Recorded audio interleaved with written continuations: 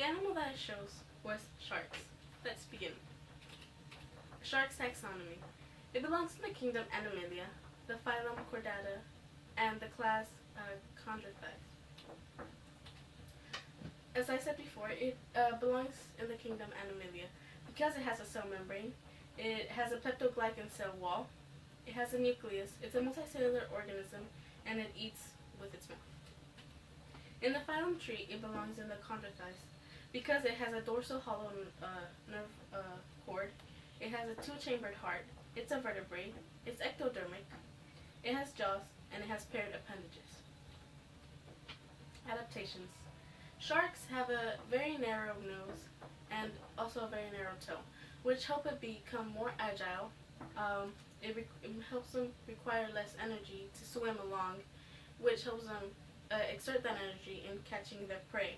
It helps them move quicker, and it decreases the drag, which it also decreases the noise that it makes. They also have dermal denticles covering the skin, which are basically like scales that help protect the shark when things might happen to them. It has camouflaging by having a dark upper side and a very pale belly, because when you look at it from the top, you only notice the sea ground, which is very dark, and when you look at it from the top, you notice the light entering, not really the shark, because it's white. It also has teeth that, when teeth has fallen out, it is able to recover quickly and a new teeth begins to form.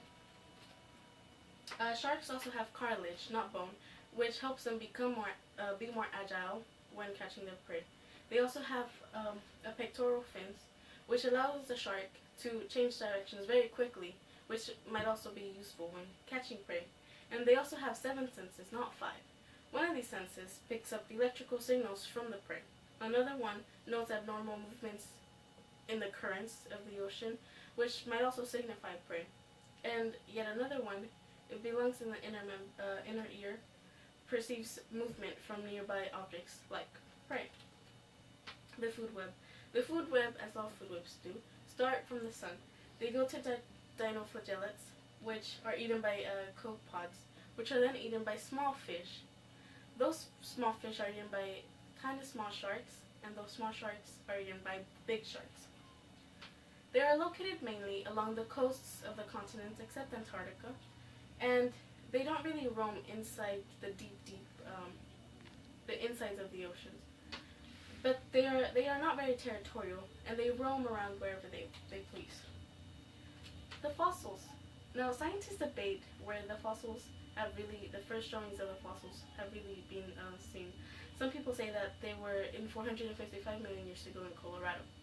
Other scientists say in 409 million years ago in Canada. And yet other scientists say that the first fossils appeared in 430 million years ago in Greenland. Now, nonetheless, sharks have been around for a very large amount of time, even more than dinosaurs. In the beginning of their creation, they had a very low diversity, but they were very successful. They have survived 4 mass extinctions, which is a lot of years. And the last mass extinction was in 65 million years ago. After that extinction is when the sharks started to become more diverse than ever before, and again, the success was very high. Now for some fun facts. Sharks have up to 3 ways of reproduction. They also have 15 rows of teeth, which any of them can be replaced if any of them fall out. And there are 450 kinds of sharks, but only 3 kinds of those sharks are a threat to humanity. And there are only 100 accidents of sharks per year, which is a lot less than most people might think. That has been the end of my presentation. Thank you for your time.